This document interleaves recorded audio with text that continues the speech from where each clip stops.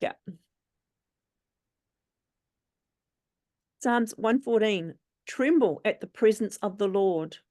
When Israel went out from Egypt, the house of Jacob from the people of strange language, Judah became his sanctuary, Israel his dominion.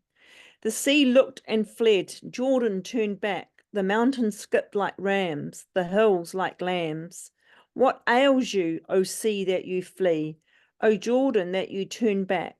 O mountains, that you skip like rams, O hills like lambs? Tremble, O earth, at the presence of the Lord, at the presence of the God of Jacob, who turns the rock into a pool of water, the flint into a spring of water.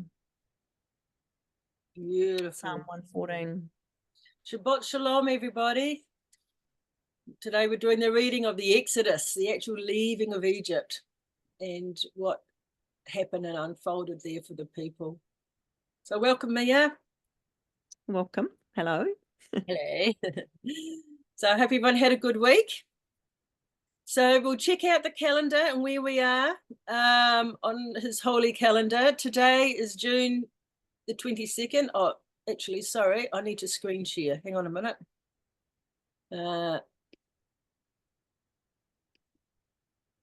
Okay, so here we go.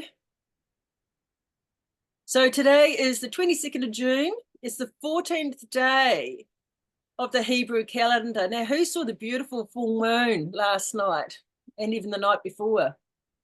It was beautiful. Did you see it, Mia? I saw it's full tonight, though, I think, because it was too early. Yeah, tonight's the full moon. Yeah. Yesterday was the longest day, shortest day, sorry. And tonight's the 11 o'clock today, I think it's the 1 o'clock is the, not that we'll see it at 1, but yeah, tonight's meant to be the full moon. Yes. It runs full moon from our eye for 3 nights, and it's the middle night that's the 100%, I suppose, depending where you are. So it grows to the full moon and then it will wane. And when it wanes, it slows right up, actually, and you'll start to see it in the morning. And as it diminishes in its size to the slither, it gets later and later in the early hours of the morning through to probably 8, 9, 10 o'clock. You can still see it in the morning, and then it goes behind the sun, and then it's the new month again. So we're out of Pentecost. We had that on Monday, 2 loaves of bread, which represents now the wheat harvest, which is what we're in now in Israel. Interesting. There's a parallel between Jesus being here for the 40 days and then ascending and then 10 days left. Similar to the reading that we're going to be doing today. There's 40 days into the second Passover. We'll be reading it today. So there's parallels. Everything repeats. And when you start to know his calendar and counting of different things and seeing different things, you'll see it reflected through so much. And it's his fingerprint on everything that we do. Yeah. So that's that. So I hope everyone had a good week this week. So we're going to be reading Exodus 13. Are you ready, Mia? Yes, I am. Okay. When Pharaoh let the people go, God did not lead them by way of the land of the Philistines, although that was near. For God said, lest the people change their minds when they see war and return to Egypt. But God led the people around by the way of the wilderness toward the Red Sea. And the people of Israel went up out of the land of Egypt equipped for battle. Moses took the bones of Joseph with him, for Joseph had made the sons of Israel solemnly swear, saying, God will surely visit you, and you shall carry up my bones with you from here. And they moved on from Succoth and encamped at Etham on the edge of the wilderness. And the Lord went before them by day in a pillar of cloud to lead them along the way, and by night in a pillar of fire to give them light, that they might travel by day and by night. The pillar of cloud by day and the pillar of fire by night did not depart from before the people. Then the Lord said to Moses, "Tell the people of Israel to turn back and encamp in front of Pi-hahiroth, between Migdol and the sea, in front of Baal-zephon. You shall encamp facing it by the sea. For Pharaoh will say of the people of Israel, they are wandering in the land, the wilderness has shut them in.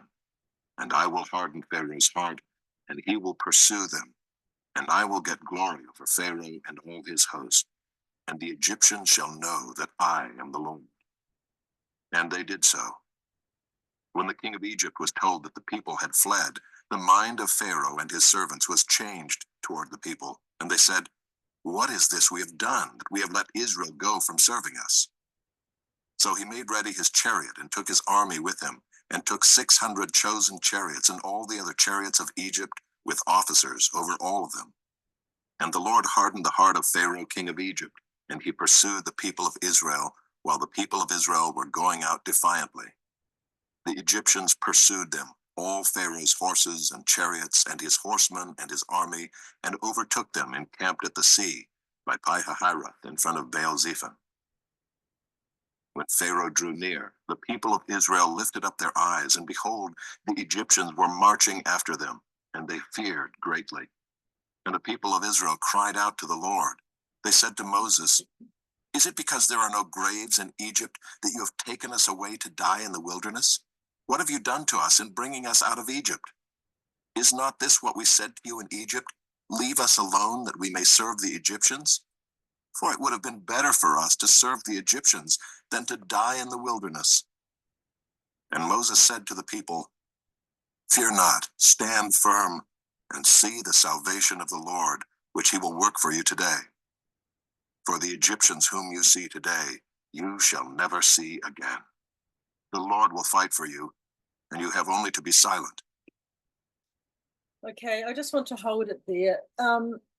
Bit of background. They've had the 10 plagues in Egypt, and Moses was told at the burning bush by God that the last one will be the plague of the death of the firstborn. So he knew that after that happened, that would be their redemption. And he told them what to do the Passover, the blood of the lamb over the doorway.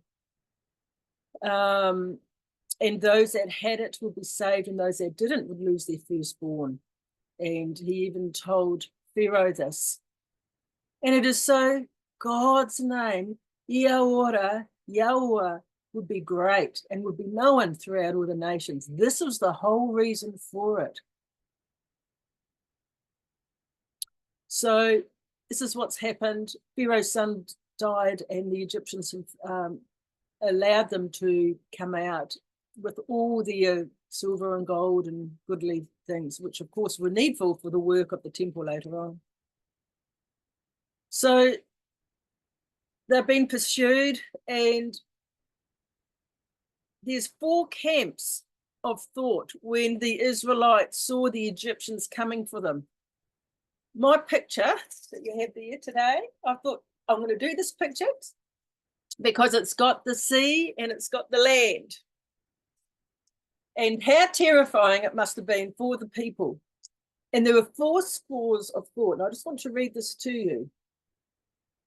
4 parties were made among the sons of Israel on the shore of the weedy sea. One said, "Let us go down into the sea." Another said, "Let us return into Mizraim," which is Egypt.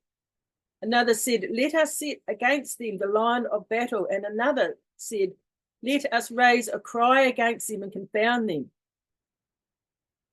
Now, when things go wrong, we reason it in our own mind, don't we? How are we going to get through this? It's up to us to work it out. It's up to us to do what needs to be done. And these were the 4 groups that people were thinking of. But Moses said, "Fear not." This is to the people that wanted to go down to the sea. "Fear not. Stand still and see the salvation of the Lord, which will be wrought to you today." And to the company which said, "Let us return to Mizraim," Moses said, "You shall not return, for though you see the Mitzrayim coming today, you will see them no more forever. And to the company who said, let us set against them the line of battle, Moshe said, contend not, for the victory shall be wrought among you from the presence of the Lord. And to the company who said, let us raise a cry against thee, Moses said, be silent and give the glory and the praise and the exaltation to your God. So this is, Moses knew what was going to happen, or that God would redeem. He's brought us this far. He ain't going to just have us all killed and murdered right now. So he knew, and he prayed. And then the miracle happened.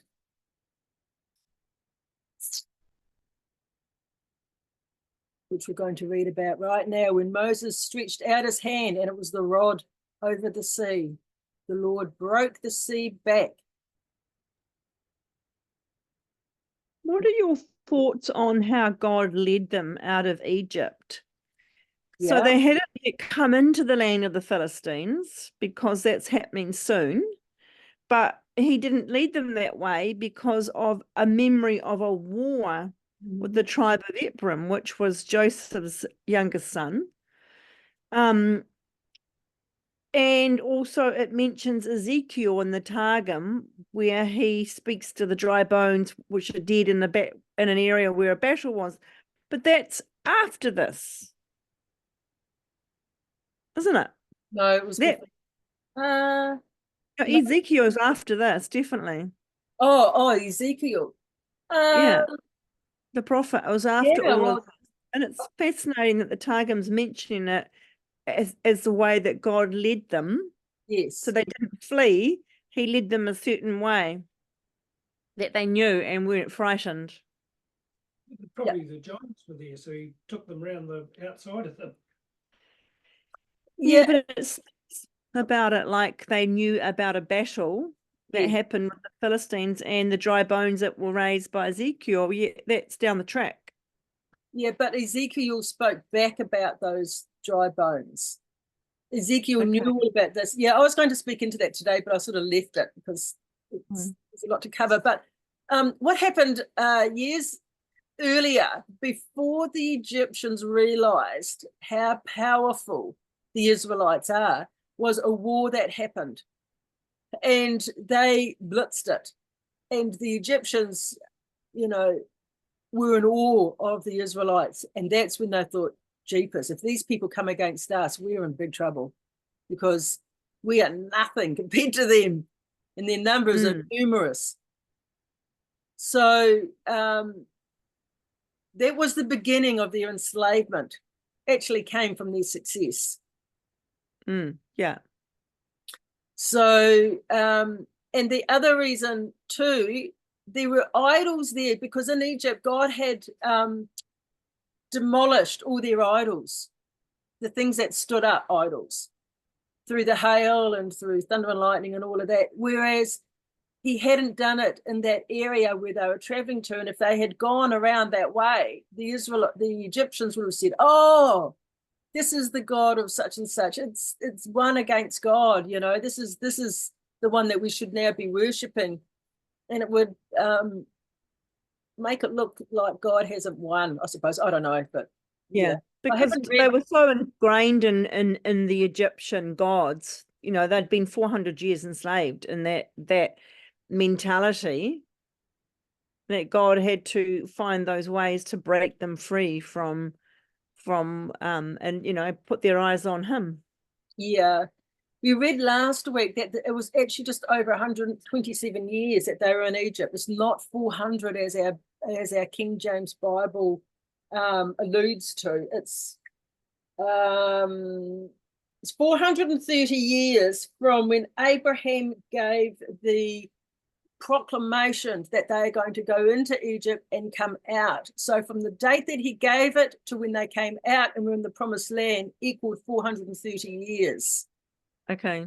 So they were only in Egypt. The Targum here says 210 years, but then there was another one that said 100, because Moses was the fourth grandson from Levi.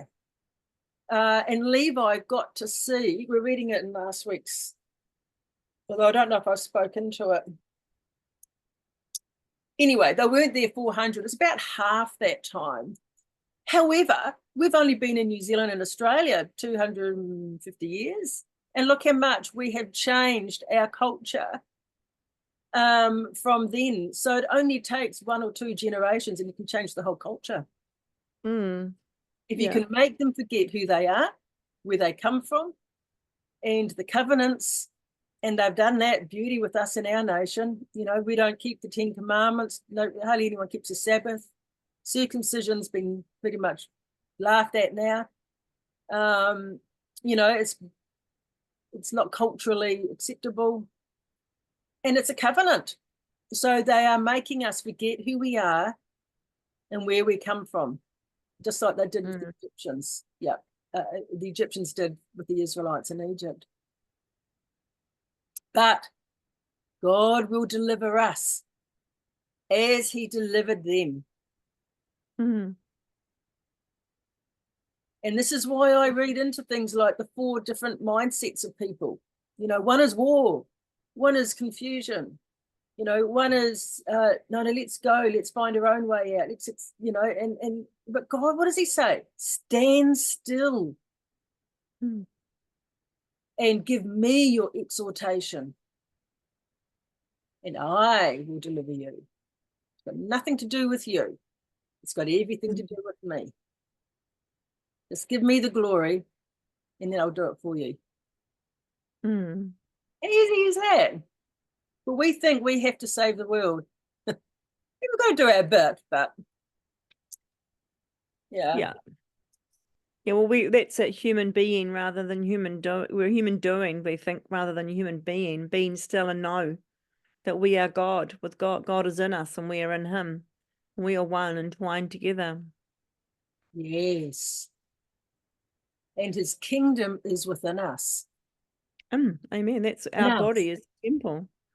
Yes. Where HaKadosh lives and dwells, and you know, God does the transfiguring, the transforming of us over time. Yes.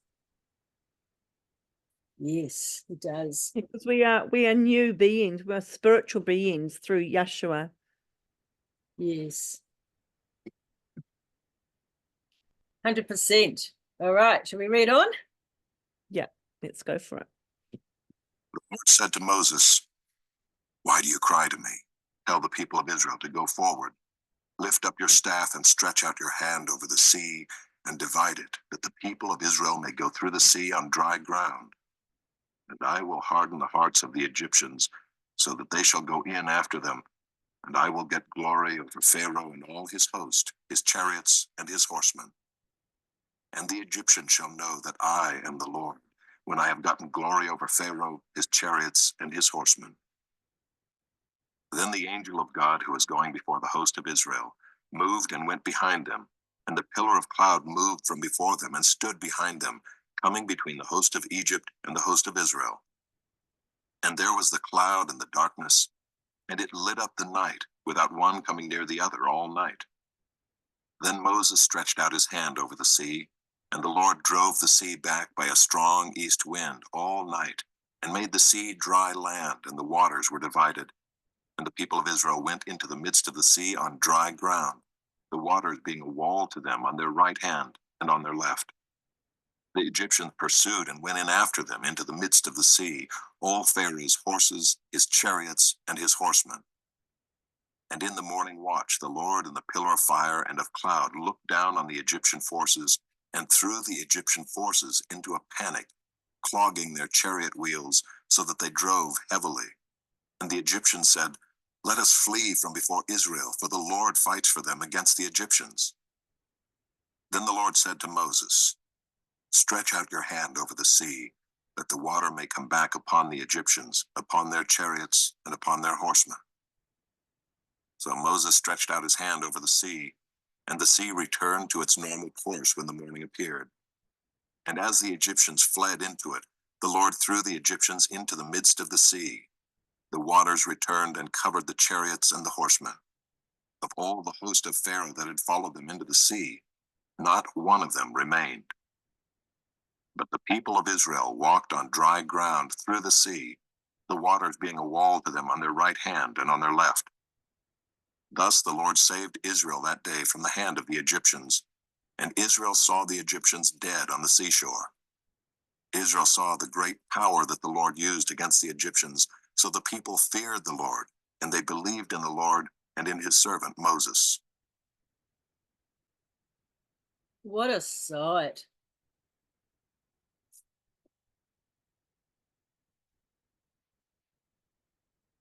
What a sight to behold, I reckon. Should we read a little bit of the Targum? Yeah, because it gives it a little bit more depth about the parting, doesn't it? It does. There's quite a lot in here to read.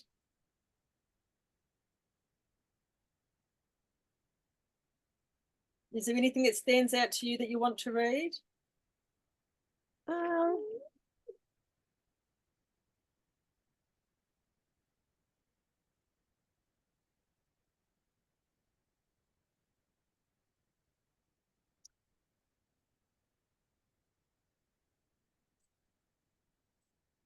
I'll read from the bottom of page 149. Okay, yeah, it's probably the bit I was looking for.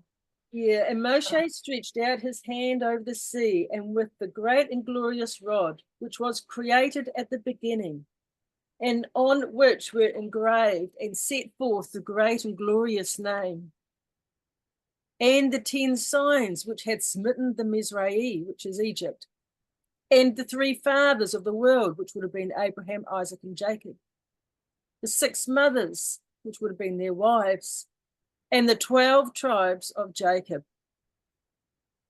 Then straightway the Lord brought a verminant east wind upon the sea all night, and made the sea dry, and divided the waters into 12 divisions, according to the 12 tribes of Jacob. Because that's how they would have all got over, because there was about 1 million of them. And the cloud was half light and half darkness. Light it enlightened upon Israel, and darkness it darkened upon Egypt, Mitzrayim. And those came not against these, to set battle in order all the night. And the children of Israel went through the midst of the sea upon the ground, and the waters were congealed like a wall, 300 miles on the right hand and on their left. That's massive space for them to get through.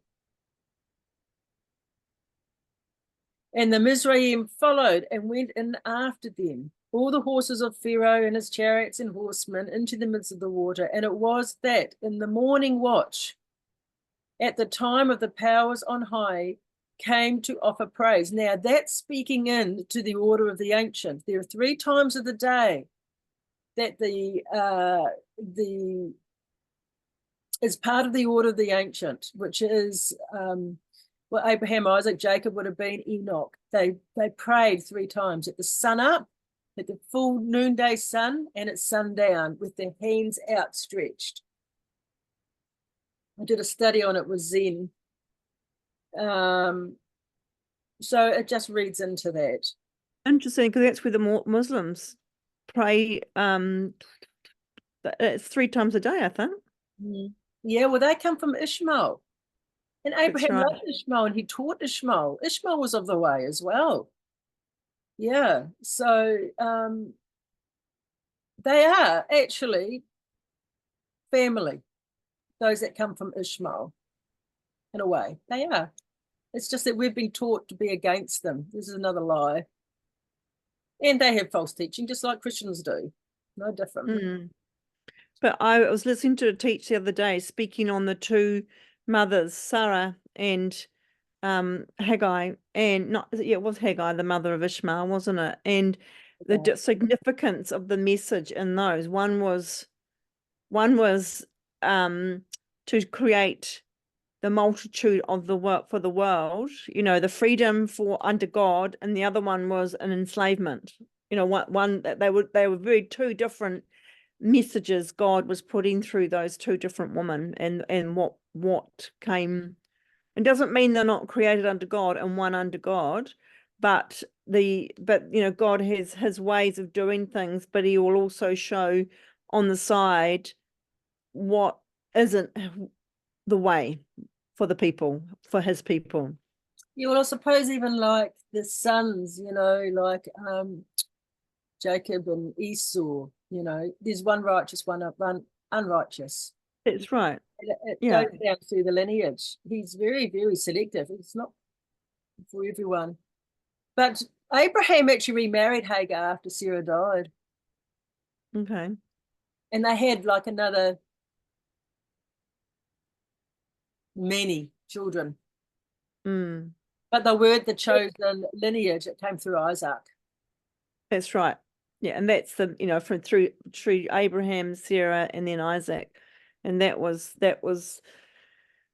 he's always two sides to everything. They're counterposing God's ways and then just slightly off his ways.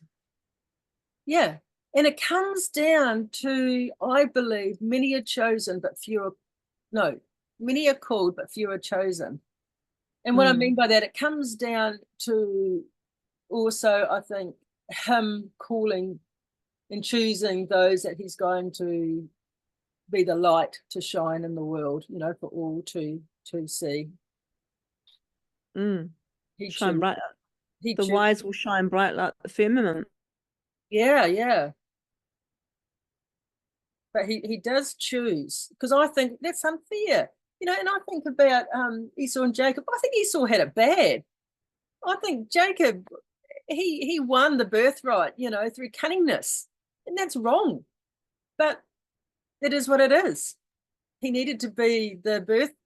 He needed to, and there were reasons for everything. I think for Esau to have gone and chopped off Nimrod's head, he needed to be elevated for that. He chopped off the head of the snake. But what happened?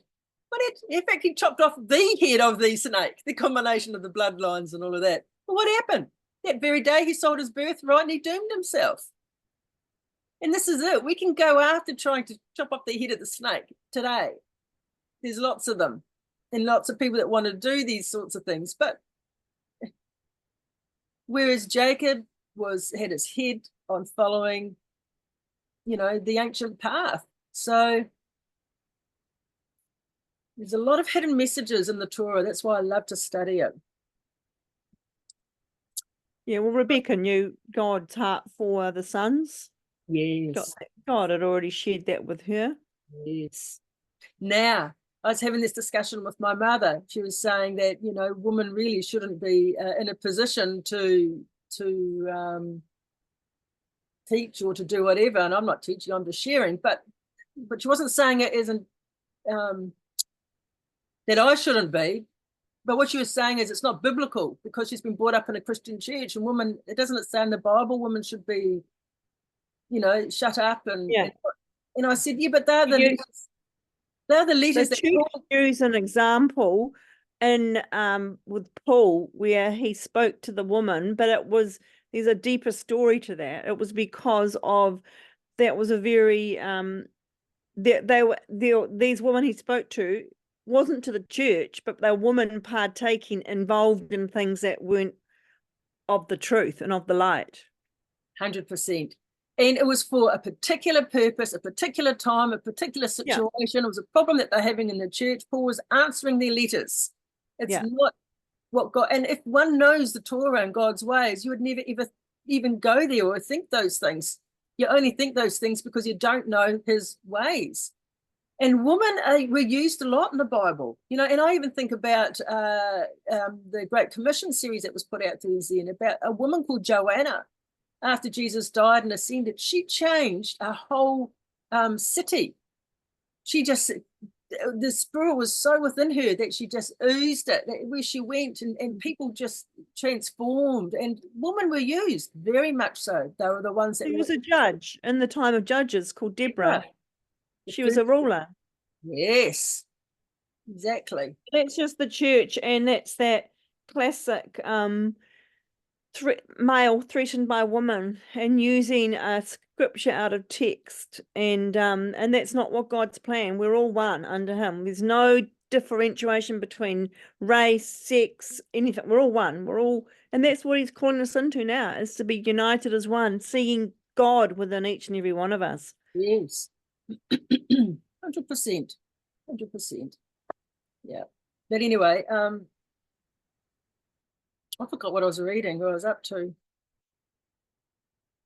You were reading from the Targum about the parting of the water. Oh, that's right, 12. Page 50 you'd come up onto. So you talked about the how they'd come through, the water parted 12 ways, and then how the water came back over the Egyptians. Okay, and the Mizraim followed and went in after them, all the horses of Pharaoh and his chariots and horsemen in the midst of the sea.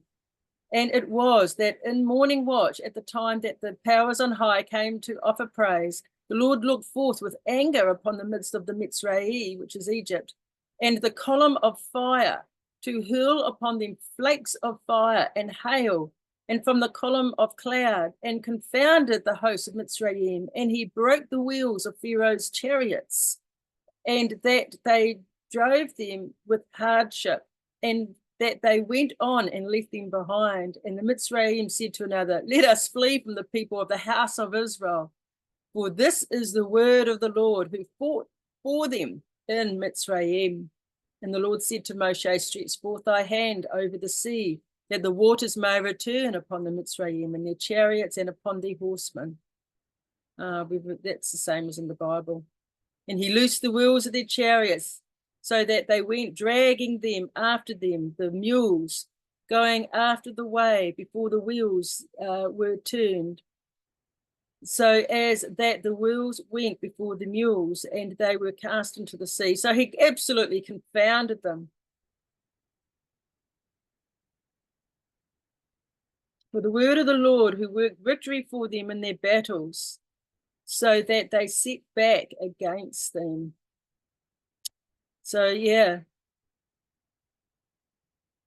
And the people feared before the Lord and believed in the name of the word of the Lord and in the prophecies of Moses, his servant. And then they sang a song. Okay.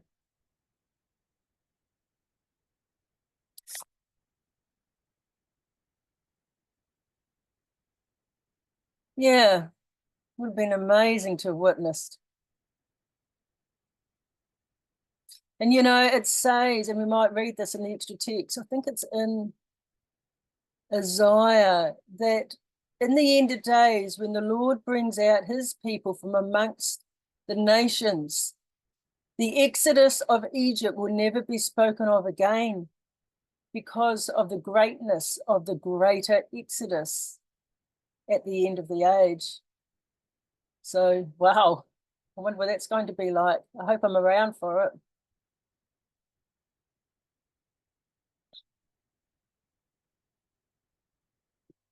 Then Moses and the people of Israel sang this song to the Lord, saying, I will sing to the Lord, for he has triumphed gloriously.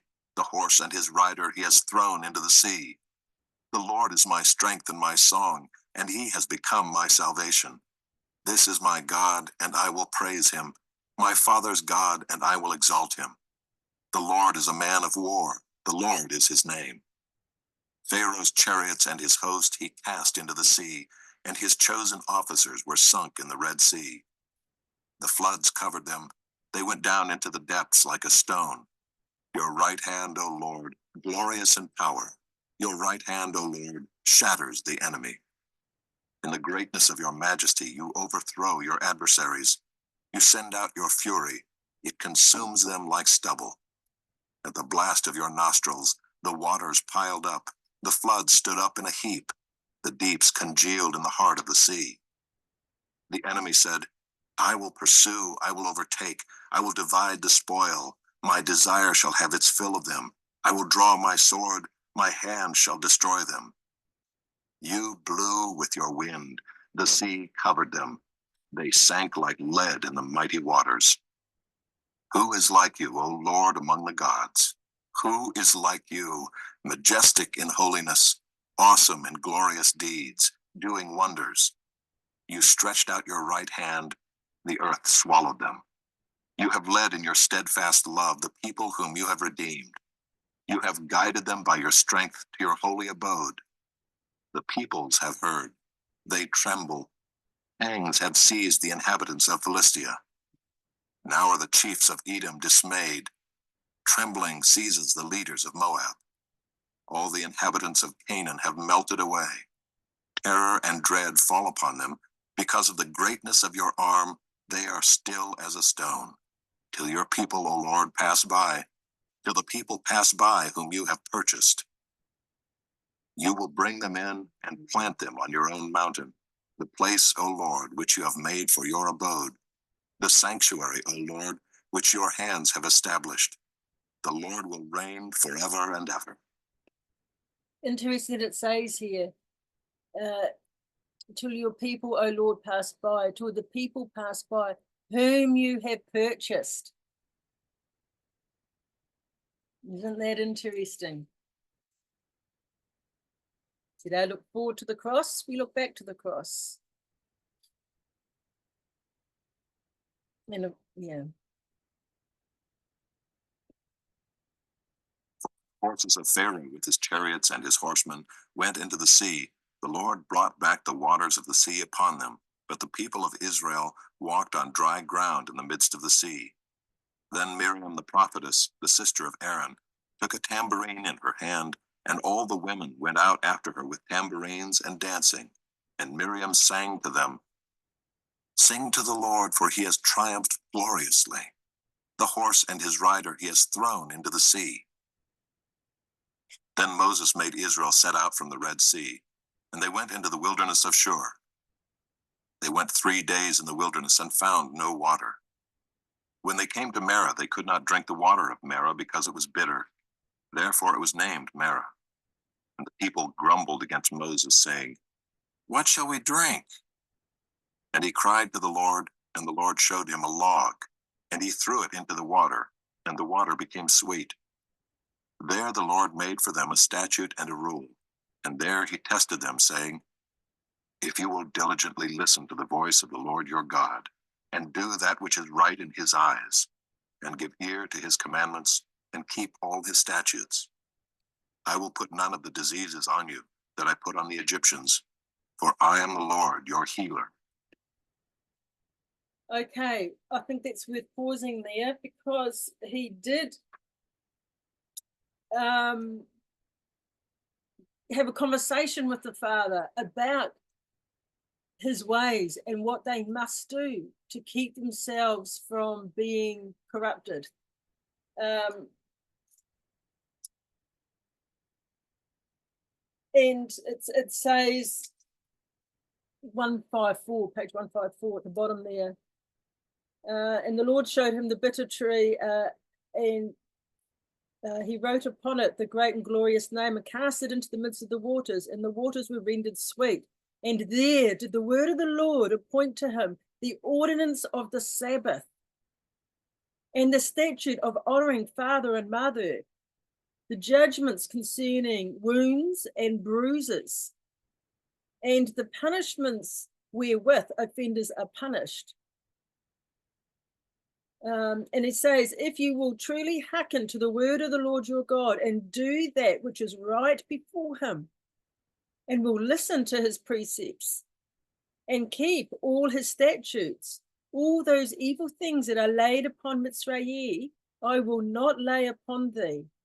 But if thou wilt transgress against the word of the law, upon thee shall they be sent. But if you convert, if you repent, I will remove them from you, for I am the Lord, your healer.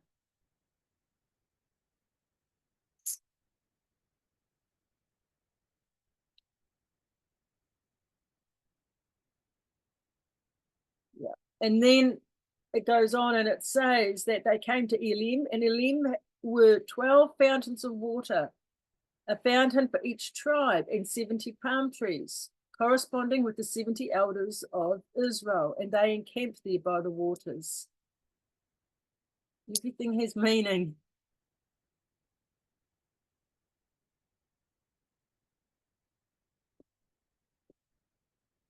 Then they came to Elim, where there were 12 springs of water and 70 palm trees, and they encamped there by the water.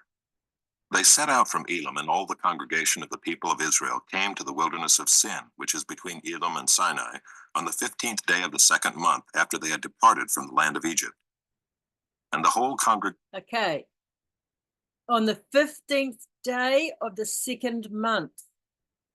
Now remember, the 15th day of the 1st month is Passover. So this is the 2nd Passover. This is the first time it's mentioned in the scriptures. Is now. And it was the day that the manna began flowing. It's on the 2nd Passover. And it's, yeah. So Congregation of the people of Israel grumbled against Moses and Aaron in the wilderness. And the people of Israel said to them, "Would that we had died by the hand of the Lord in the land of Egypt, when we sat by the meat pots and ate bread to the full. For you have brought us out into this wilderness to kill this whole assembly with hunger." Then the Lord said to Moses, "Behold, I am about to rain bread from heaven for you, and the people shall go out and gather a day's portion every day, that I may test them, whether they will walk in my law or not. On the 6th day, when they prepare what they bring in, it will be twice as much as they gather daily." So Moses and Aaron said to all the people of Israel, "At evening you shall know that it was the Lord who brought you out of the land of Egypt, and in the morning you shall see the glory of the Lord, because he has heard your grumbling against the Lord. For what are we that you grumble against us?"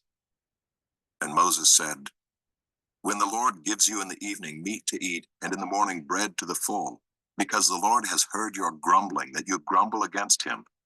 What are we? Your grumbling is not against us, but against the Lord." Then Moses said to Aaron, "Say to the whole congregation of the people of Israel, 'Come near before the Lord, for he has heard your grumbling.'" And as soon as Aaron spoke to the whole congregation of the people of Israel, they looked toward the wilderness, and behold, the glory of the Lord appeared in the cloud. And the Lord said to Moses, "I have heard the grumbling of the people of Israel. Say to them, at twilight you shall eat meat, and in the morning you shall be filled with bread. Then you shall know that I am the Lord your God." In the evening quail came up and covered the camp, and in the morning dew lay around the camp. And when the dew had gone up, there was on the face of the wilderness a fine, flake-like thing, fine as frost on the ground. When the people of Israel saw it, they said to one another, "What is it?" For they did not know what it was. And Moses said to them, "It is the bread that the Lord has given you to eat. This is what the Lord has commanded. Gather of it, each one of you, as much as he can eat. You shall each take an omer according to the number of the persons that each of you has in his tent." And the people of Israel did so. They gathered some more, some less. But when they measured it with an omer, whoever gathered much had nothing left over, and whoever gathered little had no lack. Each of them gathered as much as he could eat.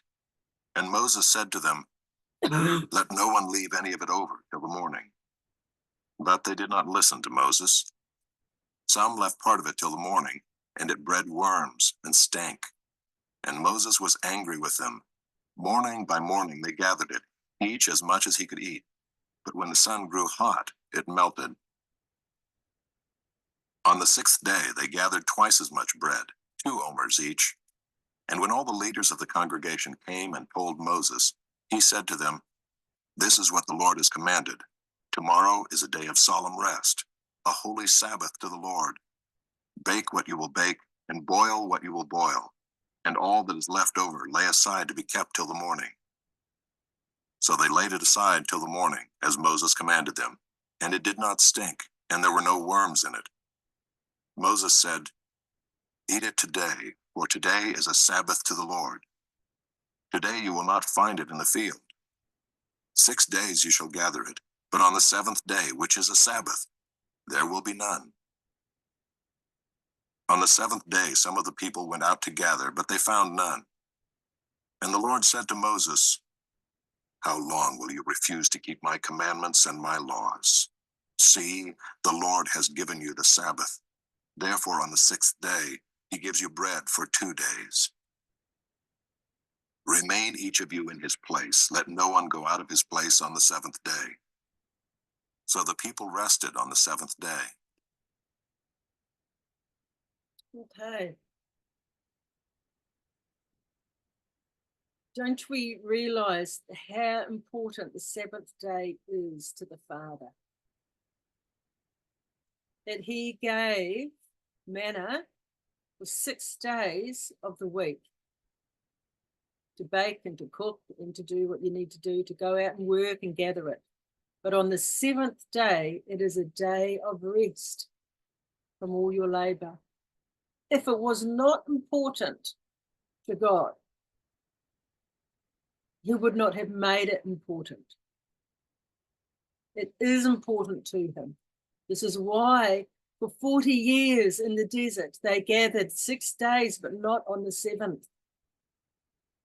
And why it is the 4th commandment. The first commandment under the first 3, which are all about honoring God.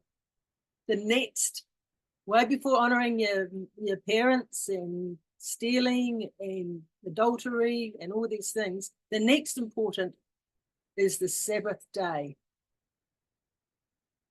It's a moed. It's a appointed time of meeting. And all his feast dates, his calendar, are Sabbaths. They are all important to the Father. And if we are in his kingdom, we are to do as he says, be in his kingdom. If we don't do these things, we're not in his kingdom. We're in your own kingdom, in the world's kingdom. It's as simple as that. And he chose the second Passover for those that are not in the land, for those that are on a journey in different countries, which we all are. We're scattered now amongst the Gentiles throughout the world. It is the second Passover that is very valuable now. This is for us. And it was on the second Passover that he chose to begin and to give credence to the Sabbath day. And what does it say in the commandments? Remember the Sabbath. It is a covenant between God and us. It is very important. So, yeah, this is why we rest. He tells us to rest. It's a good thing from all our labor because we need it. Yeah. Any comments there, Mia?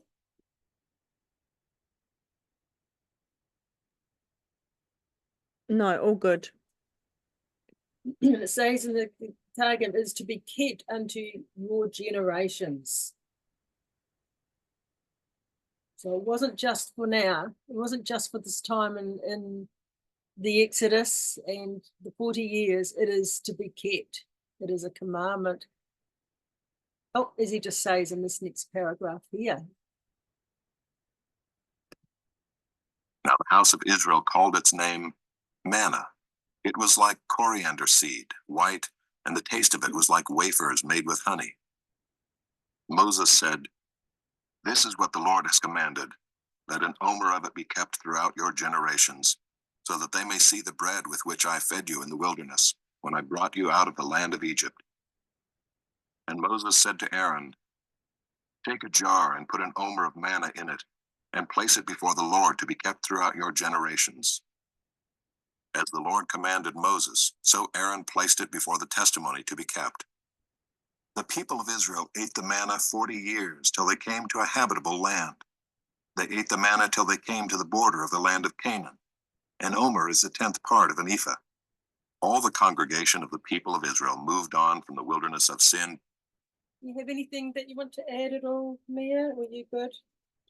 Well, a couple of things that's coming up for me. One is that the image, not that I'm Catholic, but the image of the manna was what the Catholics use for an initiation for something. And so it's interesting how churches have picked up on pieces, which is what churches do, and they take it and they go with that, and make that more, they don't balance it, I suppose.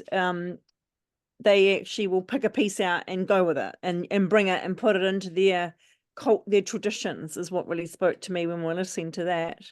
Interesting. And then the other one is the 40 years. 40 in the Lord represents a time, and then there's a change after 40 years. He uses the 40 years and then he brings in a change.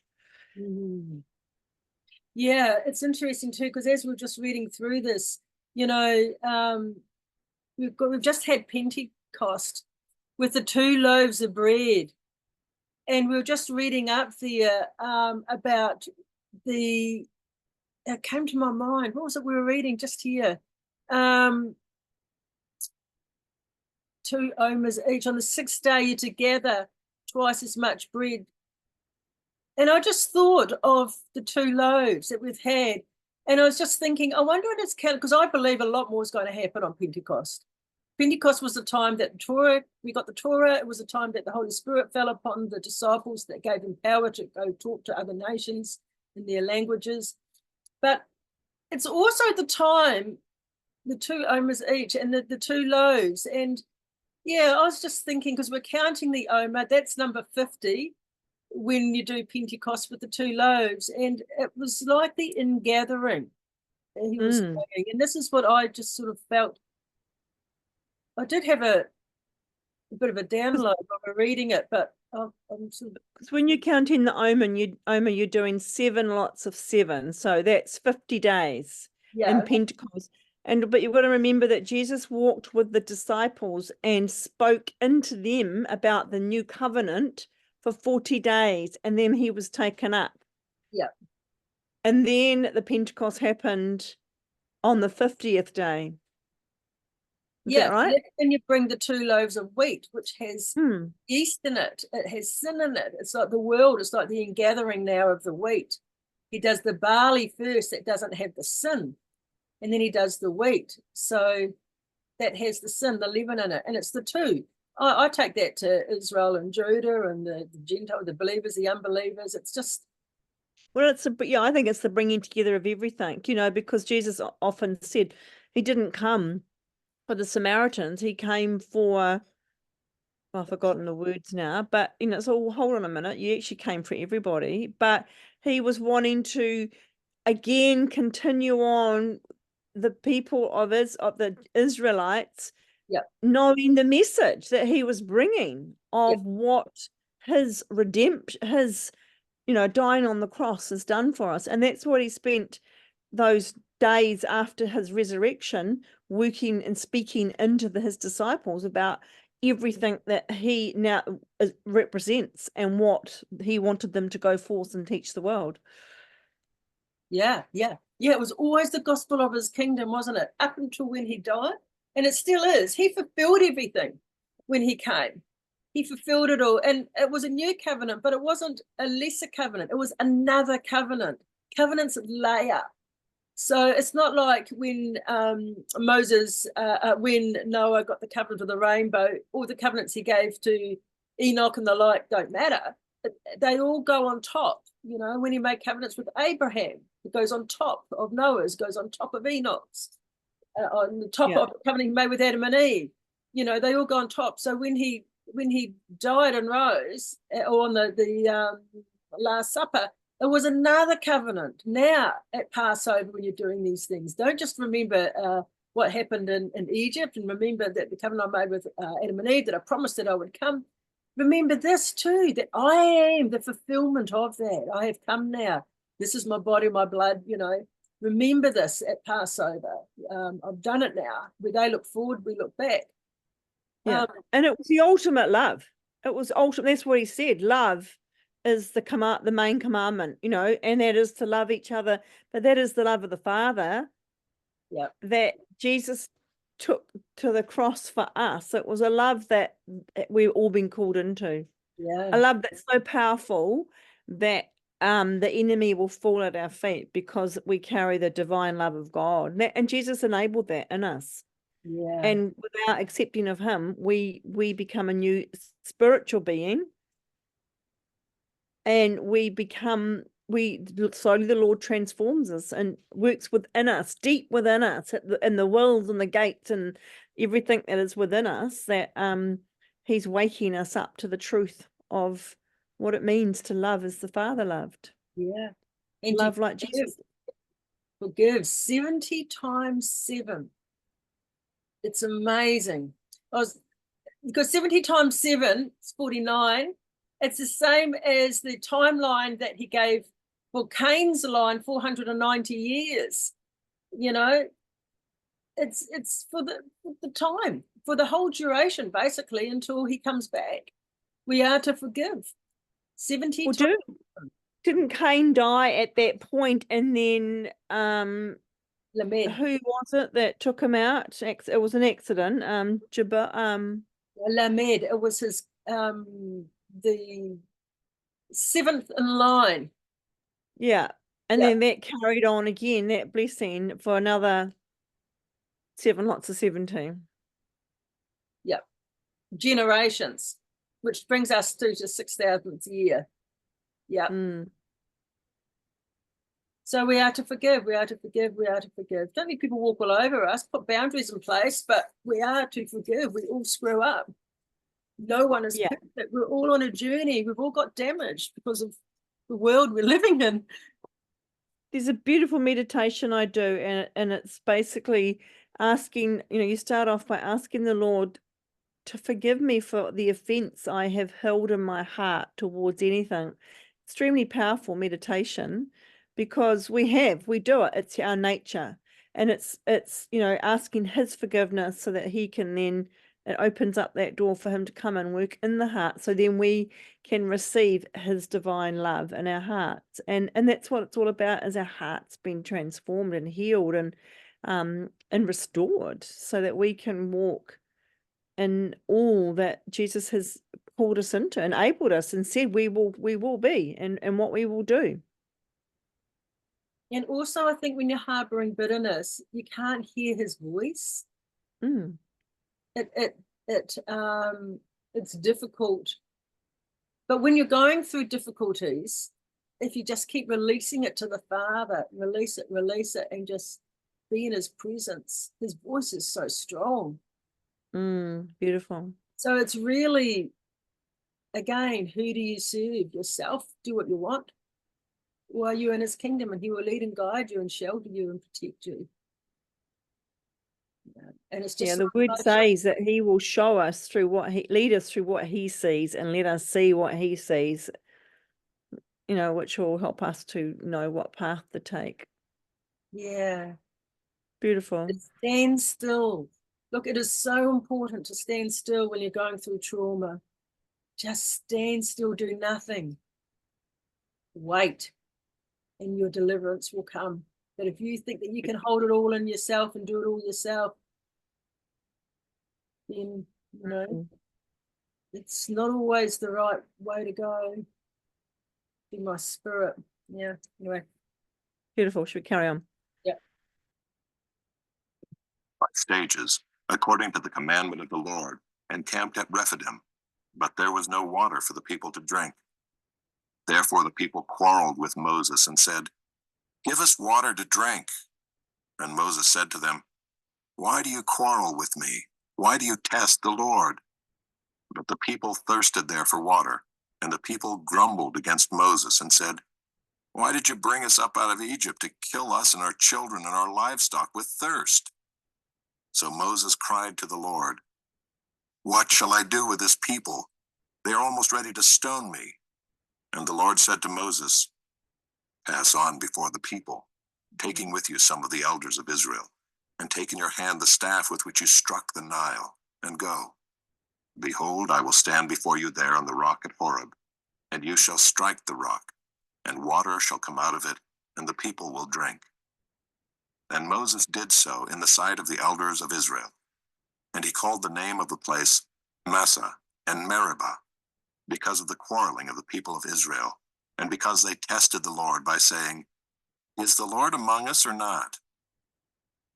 Then Amalek came and fought with Israel at Rephidim. So Moses said to Joshua, "Choose for us men and go out and fight with Amalek. Tomorrow I will stand on the top of the hill with the staff of God in my hand." So Joshua did as Moses told him and fought with Amalek, while Moses, Aaron, and Hur went up to the top of the hill. Whenever Moses held up his hand, Israel prevailed, and whenever he lowered his hand, Amalek prevailed. But Moses' hands grew weary, so they took a stone and put it under him, and he sat on it, while Aaron and Hur held up his hands, one on one side and the other on the other side. So his hands were steady until the going down of the sun. And Joshua overwhelmed Amalek and his people with the sword. Then the Lord said to Moses, "Write this as a memorial in a book and recite it in the ears of Joshua, that I will utterly blot out the memory of Amalek from under heaven." And Moses built an altar and called the name of it, "The Lord is my banner," saying, "A hand upon the throne of the Lord. The Lord will have war with Amalek from generation to generation."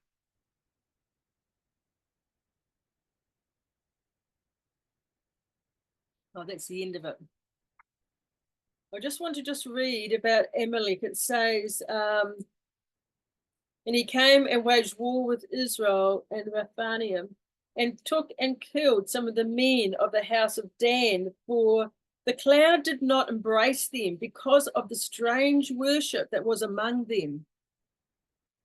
And victorious in fight, and go under the cloud of glory. Because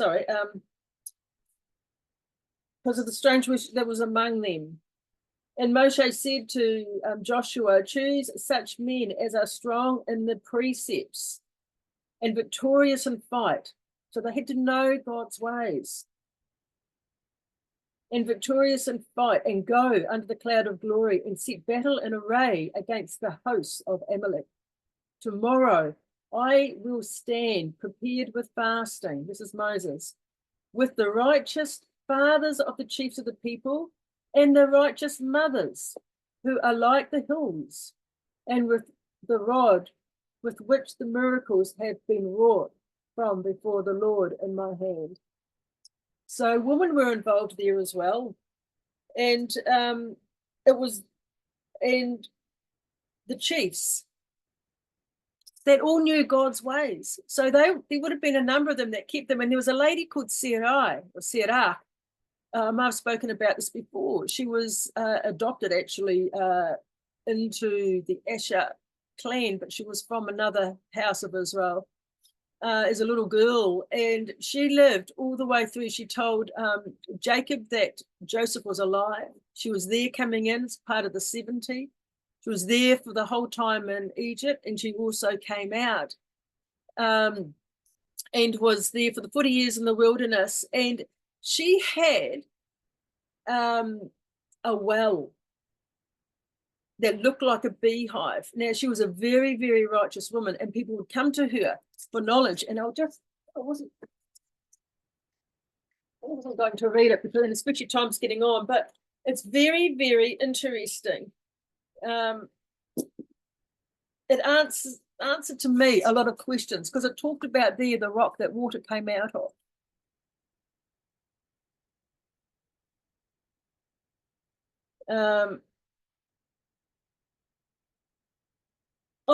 Actually, it was Miriam that had the well, not Sarah. Sorry, I got that wrong. But Sarah ended up going in, Sirach, into the promised land. But yeah, the well used to water all kinds of garden herbs, all kinds of seeds for planting, and all various varieties of trees. You can see for yourself that it was so. But after Miriam died, Miriam had the well stopped watering plants. As it says in the book of Numbers, there is no longer a place of seed or figs or of the vines. The well that was with Israel in the wilderness had extraordinary properties. It resembled a rock the size of a beehive, from which, out of a narrow-necked jug, water coming out in a trickle, shot high up into the air like a geyser. The well rolled up mountains with Israel and went down into valleys with them. Indeed, wherever Israel encamped, the well rested close by on an elevated spot opposite the entrance to the tent of meeting. The princes of Israel would come and walk around the well with their staves, and they would chant, "Spring up, O well, sing ye unto it." That's from Numbers 21:17. At that, the waters welled up, rising high like a lofty pillar. And each of the princes, digging around the ground with his staff, channeled the water down towards his tribe and towards the family, and said, Numbers 21:18, the well which the princes dug, which the nobles of the people delved with maces with their own staffs. Thus the well flowed in all directions throughout Israel's camp, watering all the surrounding wasteland. It branched out into streams so large the Israelites would seat themselves in small boats and go visiting one another. For a man who went upstream on the camp's right side would, as the current reversed itself, return downstream on the right side. And it was so with the man who sat out on the camp's left side. Even the overflow of drinking water spilled on the ground, becoming a wide river, which coursed towards the great sea, and upon its return brought back from there all the things in the world that were desirable. So God provided through this well that Miriam, which was Moses' sister, had. So, and it does pop up through the scriptures about this well, because I remember reading it years ago thinking, what's with this well? And when I got this book and I read that, I was so excited about it.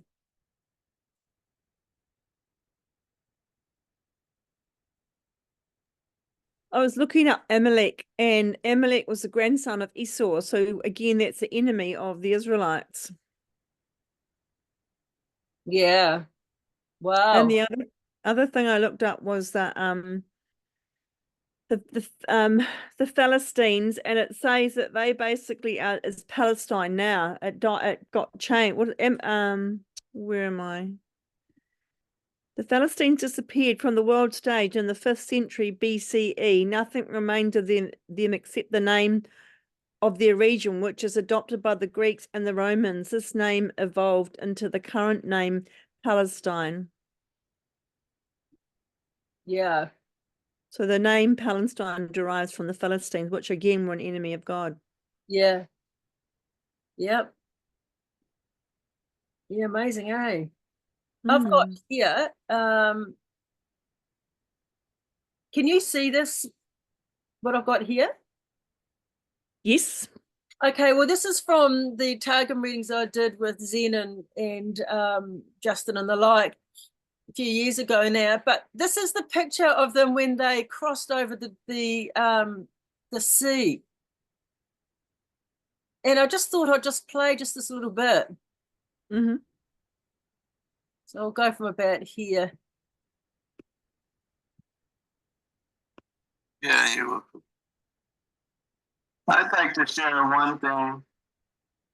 One of the favorite parts of research that I have the pleasure of doing is just looking through the old travels of Ron Wyatt and all these archaeologists that went on search for the biblical places that are actually on Earth.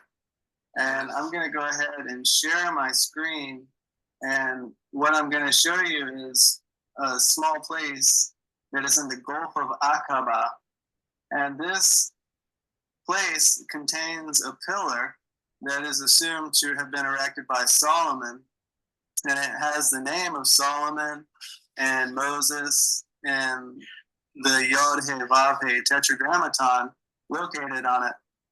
And this, if you look very closely, it could have been the trail between the mountains that the Israelites were on going through on Exodus, and then they could have came out to this beach area where they would have had nowhere to flee. And in this gulf, there's actually photographs of chariot wheels and bones underneath this water. which is pretty amazing. So I just wanted to share a little bit of the archaeology behind the history. So if we look westward, you see what they call Mount Sinai, and then you see Egypt over here. So it is assumed that the Israelites came and walked through what we call now the Sinai Peninsula and crossed over the Gulf of Aqaba, which is right here where I showed you. It's called New Wave, and crossed over into what you would actually see is a charred mountaintop. And this is in Saudi Arabia.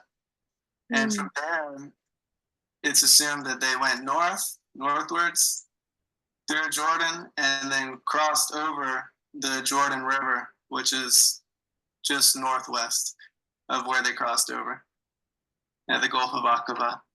So I thought that was something that's pretty amazing to share. And you can do a lot of research on that, the Gulf of Aqaba, the real place of the crossing of the Israelites.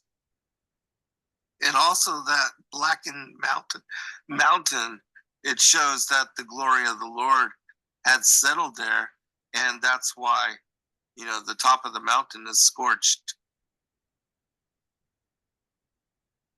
Right. Yeah, I'll pause it there. Oh, how do I get back? It's gone in the way. If you look on a map where Gath is, which was where the Lord didn't send them, that's higher up, which would mean they've come, it makes sense they've come down. Right. Gath, I think, is what I just was looking at while Jen was talking. Gath is between Israel and the West Bank. So that meant that they, rather than send them up that way, because it said in the Targum, he didn't send them up, and it even says in the King James, he didn't send them up, he brought them down, which is where Zen is saying they came across the Gulf of, what is it called? Gulf of, Yeah, Ron Wyatt has got read it. archaeological evidence, and I've watched it when it's got because there's chariots there that are still there under the sea today. They've got growth in that all over them, but you can see Wow. that it's been wheels and very helmets and all sorts of things, but also the road that they took weaving in between the two hills excuse me, to go there. Yeah, it's all quite well laid out, that Ron Wyatt does. So you guys can Google that, Ron Wyatt, Red Sea I crossing. think I might have watched it Reads. actually, but I'll watch it again. Yeah. Because he also does the Ark, doesn't he? Yes, he does. Yeah. Well, both arks, the Ark of the Covenant and the Ark of the Testimony. I mean, the Ark of Noah and the Ark of the Covenant, which is the Ark of the Testimony. All right, should we get going with Judges? Yeah, do it. Deborah. Now Deborah, a prophetess, the wife of Lapidoth, was judging Israel at that time. She used to sit under the palm of Deborah between Ramah and Bethel in the hill country of Ephraim, and the people of Israel came up to her for judgment. She sent and summoned Barak the son of Abinoam from Kedesh Naphtali and said to him, "Has not the Lord, the God of Israel, commanded you, go gather your men at Mount Tabor, taking 10,000 from the people of Naphtali and the people of Zebulun? And I will draw out Sisera, the general of Jabin's army, to meet you by the river Kishon with his chariots and his troops, and I will give him into your hand." Barak said to her, "If you will go with me, I will go, but if you will not go with me, I will not go." And she said, "I will surely go with you. Nevertheless, the road on which you are going will not lead to your glory, for the Lord will sell Sisera into the hand of a woman." Then Deborah arose and went with Barak to Kedesh. And Barak called out Zebulun and Naphtali to Kedesh, and 10,000 men went up at his heels, and Deborah went up with him. Now Heber the Kenite had separated from the Kenites, the descendants of Hobab the father-in-law of Moses, and had pitched his tent as far away as the oak in Zaanannim, which is near Kedesh. When Sisera was told that Barak the son of Abinoam had gone up to Mount Tabor, Sisera called out all his chariots, 900 chariots of iron, and all the men who were with him, from Harosheth Hagoyim to the river Kishon.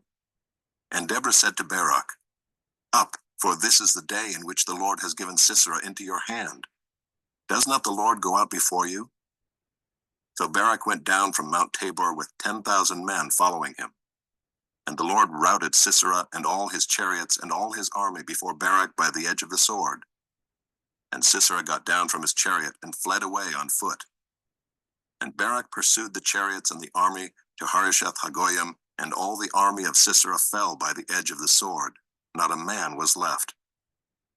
But Sisera fled away on foot to the tent of Jael, the wife of Heber the Kenite, for there was peace between Jabin the king of Hazor and the house of Heber the Kenite. And Jael came out to meet Sisera and said to him, "Turn aside, my lord. Turn aside to me. Do not be afraid." So he turned aside to her into the tent, and she covered him with a rug. And he said to her, "Please give me a little water to drink, for I am thirsty."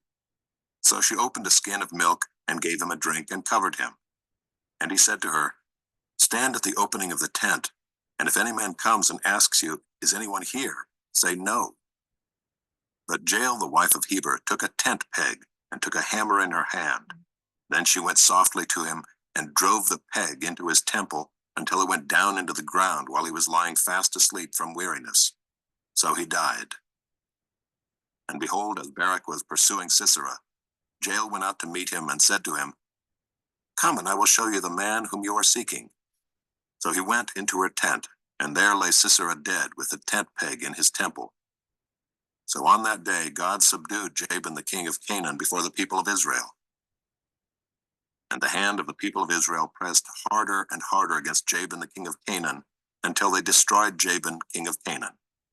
Then sang Deborah and Barak the son of Abinoam on that day, that the leaders took the lead in Israel, that the people offered themselves willingly. Bless the Lord.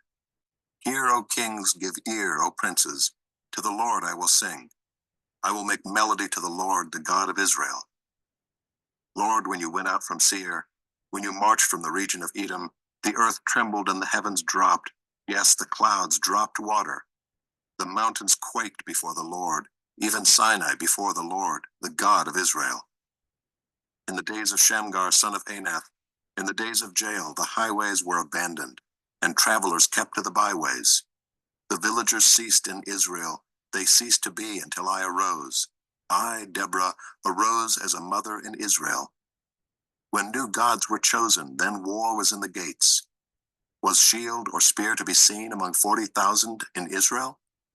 My heart goes out to the commanders of Israel who offered themselves willingly among the people. Bless the Lord. Tell of it, you who ride on white donkeys, you who sit on rich carpets, and you who walk by the way. To the sound of musicians at the watering places, there they repeat the righteous triumphs of the Lord, the righteous triumphs of his villagers in Israel. Then down to the gates march the people of the Lord. Awake, awake, Deborah, awake, awake, break out in a song. Arise, Barak, lead away your captives, O son of Abinoam. Then down marched the remnant of the noble, the people of the Lord marched down for me against the mighty. From Ephraim, their root, they marched down into the valley, following you, Benjamin, with your kinsmen. From Machir marched down the commanders, and from Zebulun those who bear the lieutenant's staff. The princes of Issachar came with Deborah, and Issachar faithful to Barak. Into the valley they rushed at his heels. Among the clans of Reuben, there were great searchings of heart. Why did you sit still among the sheepfolds to hear the whistling for the flocks? Among the clans of Reuben, there were great searchings of heart. Gilead stayed beyond the Jordan, and Dan, why did he stay with the ships? Asher sat still at the coast of the sea, staying by his landings. Zebulun is a people who risked their lives to the death. Naphtali too on the heights of the field. The kings came, they fought. Then fought the kings of Canaan. At Taanach by the waters of Megiddo, they got no spoils of silver. From heaven the stars fought. From their courses they fought against Sisera. The torrent Kishon swept them away. The ancient torrent, the torrent Kishon. March on, my soul, with might. Then loud beat the horse's hooves with the galloping of his steeds. Curse Miraz, says the angel of the Lord. Curse its inhabitants thoroughly, because they did not come to the help of the Lord against the mighty. Most blessed of women be Jael, the wife of Heber the Kenite, of tent-dwelling women most blessed. He asked for water, and she gave him milk. She brought him curds in a noble's bowl. She sent her hand to the tent peg, and her right hand to the workman's mallet. She struck Sisera, she crushed his head. She shattered and pierced his temple. Between her feet he sank, he fell, he lay still. Between her feet he sank, he fell. Where he sank, there he fell, dead. Out of the window she peered. The mother of Sisera wailed through the lattice. Why is his chariot so long in coming? Why tarry the hoofbeats of his chariots? Her wisest princesses answer. Indeed, she answers herself. Have they not found and divided the spoil? A womb or two for every man. Spoil of dyed materials for Sisera. Spoil of dyed materials embroidered. 2 pieces of dyed work embroidered for the neck as spoil. So may all your enemies perish, O Lord, but your friends be like the sun as he rises in his might. And the land had rest for 40 years. Wow.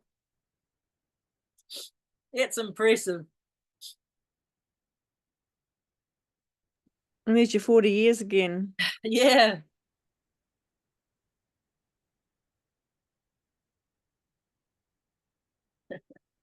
Generation. Quite funny that it was read today. Yeah. All these other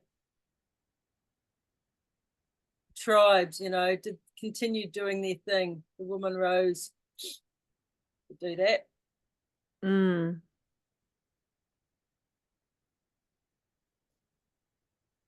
Yeah, and that was in the time where the people had kings of the earth, and the Israelites just wanted a king. They were going through Samuel, and Samuel was going to God, and God's going, no, they don't want a king.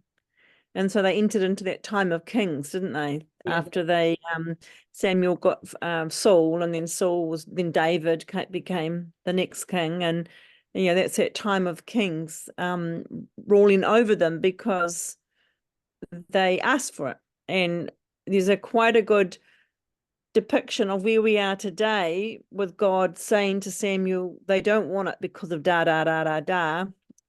Basically, you'll be enslaved, and it's a depiction of the slavery we are in now under the crown, which is the Catholic Church that controls everything in the world. They really only had 2 righteous kings, King David and Josiah. Might have been others, but they were really righteous after God's heart. Yeah. But straight after each were the most wicked. There was Manasseh after Josiah, and Solomon after David. And Solomon is part of all of this nefarious stuff that's happened now. He knew the words to bring in demonic entities to help build the second temple. And it just Just reading a book about it's called Turtles All the Way Down, and it talks on Solomon and talks on some of the power. And what did he have? Honey, he had within a temple, he had something suspended, and nothing was holding it up. It was just like this. Yeah, it's and it's written by a Jew, I believe. The book Turtles All the Way Down. It's a depiction of where we are now. And what was it that Solomon had that was just in a temple? Was it like an ark? Was it the? Oh yeah, that's not the Turtles All the Way Down. That's It's not about the Freemasons. Yeah, he had in the tabernacle in the temple, he had it elevated, so it was suspended. No one knows how, but it was sitting up off the ground constantly. Just this, yeah. And Solomon, he had technology. What was the book?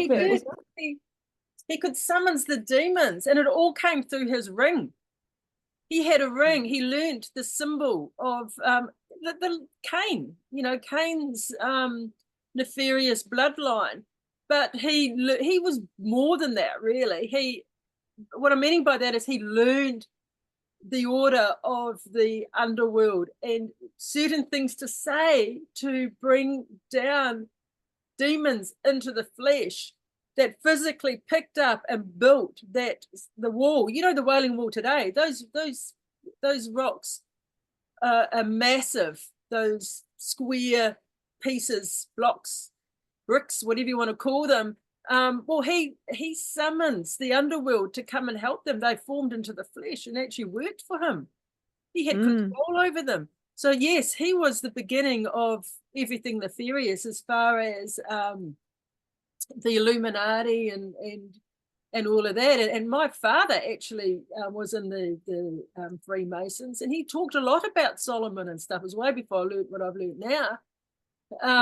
And yeah, he was like their king. So straight after David, Satan whips in there and just side swipes everything. And it comes back to a wee bit something that we mentioned earlier on. When you look at the two lineages that came from Abraham, with Sarah, you have all the line to Jesus. And then with Haggai, you have all the peripheral, which is what you're talking about with Solomon, because he integrated with people of the world and he took on the ways of those other, tribes out there that weren't of the way. Yep.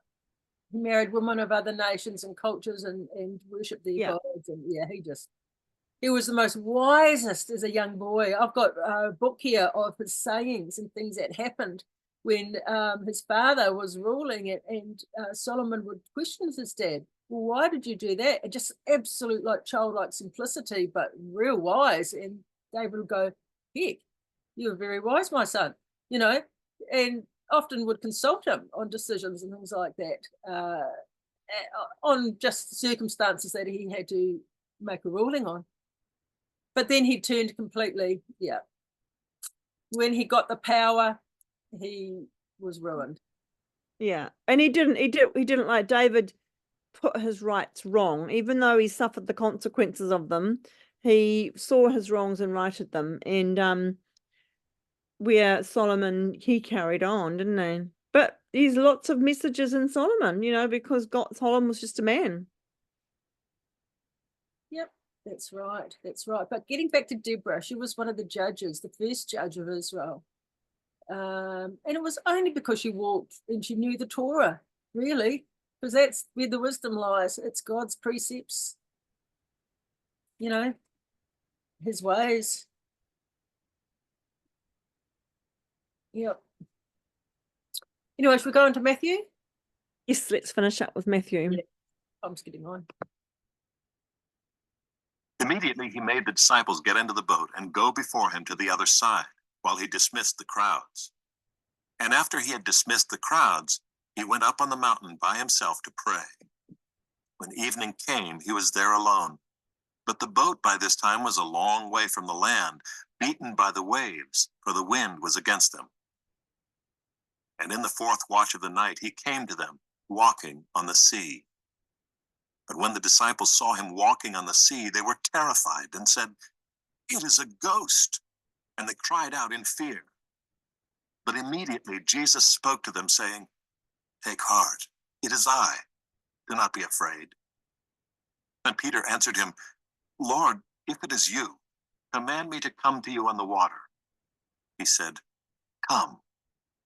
So Peter got out of the boat and walked on the water and came to Jesus. But when he saw the wind, he was afraid, and beginning to sink, he cried out, "Lord, save me." Jesus immediately reached out his hand and took hold of him, saying to him, "Oh, you of little faith, why did you doubt?" And when they got into the boat, the wind ceased, and those in the boat worshipped him, saying, "Truly, you are the Son of God." Yes, we need to have faith that he will bring us through everything that happens.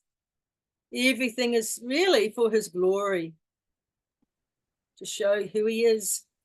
He's the same yesterday, today, and forever. Yeah. does not change. Never, ever does he change. His kingdom is his kingdom. And you know, what did Jesus teach us to pray? Our Father, Iora, who art in heaven, holy is your name. Your kingdom come. Your will be done on earth here as it is in heaven. You know, it's his kingdom. And he will bring about whatever he needs to bring about through anyone. He can even get a donkey to speak, to get a message across. So we need to trust and walk in him, in his ways and in covenant. This is our duty, really. Here, now, is to learn of him, to become him, to do as he says, to honor him, and to be busy about his kingdom. It really doesn't matter about the world and anyone or anything else. It's not our business what the devil does. Our business is about the kingdom and to learn of him, to sit by him, with him, to hear him speak to us, to be trained by him, to see as he sees, to hear things that he wants us to hear. Not worry about the things of this world, because let the wicked be wicked still. They're going to do what they're going to do. Pharaoh was going to do what he was going to do. And the days we're living in, the wicked are going to excel. And we know that. It's meant to. Why? Because they will be responsible for their deeds. And they are who they are, and we are who we are. And we have to be responsible for our deeds and who we are and the kingdom that we represent. Bring it here on earth as it is in heaven. Because Yahushua HaMashiach, the Messiah, is going to return. And will he rule any other way? Will he all of a sudden change everything? No. He is the same yesterday, today, forever. His kingdom is coming. We need to know it. We need to learn it. We need to be it. Why? Because he will be the king that will rule it and reign it. And as it says in John, those that know me and know my ways will be great in the kingdom to come. Why? Because we know it. The little you have got received now, greater things you will receive. The little that you do now, greater I will give to you. It's the talents. If you do nothing with what I've given you, what will you be in my kingdom? Nothing. I'll put you out over there because you didn't know, you didn't learn, you didn't do, you didn't obey, you didn't shema. Listen to me and do as I say. And those that are the servant now will be great. So this is what we ought to be about, guys, I believe. More than knowing the ways of the wicked and how to beat the system, or even knowing the system. Who cares about their system, really? That's their system. That's their world. But we have the Spirit of the Most High in us. We are his living Torah, like Yahushua is. He's our example. And that kingdom is coming. And if we ain't in it, we ain't in it. If we are, we are. Simple. Anyway. Don't know why I got all beachy on it. Remember, it's a spiritual kingdom that's coming, and that's what Jesus has enabled us to come into, is be the spiritual being that we are now being, and God's working in us. He's working his purpose, his plan, his truth in all of us.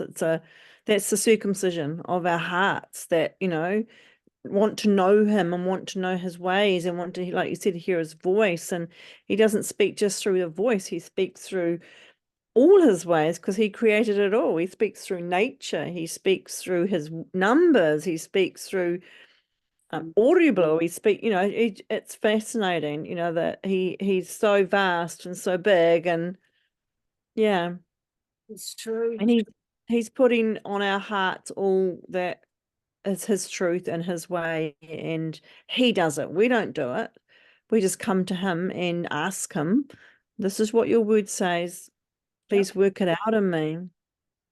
Exactly. By his Spirit. It's true. Mm-hmm. We also need to shema, we need to listen and obey. It's also doing. It's both. Because as you do things, and I'm talking about the Sabbath here, as you do it and you put that time aside, he blesses you. And you get stronger in him and you know him more. And he knows you. And it's through faith that we do these things, like coming and walking on the waters. You know, it's a faith walk, but he unfolds as we progress. If you're not moving and choosing, then, you know.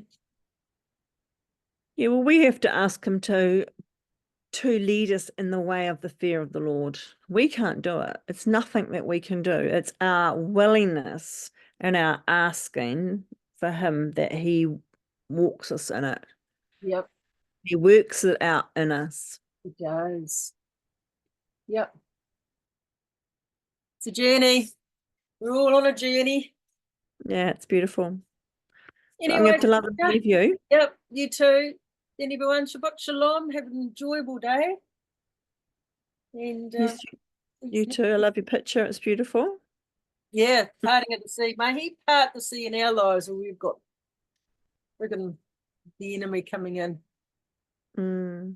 He will. Amen. God bless. You too. See ya. See you later.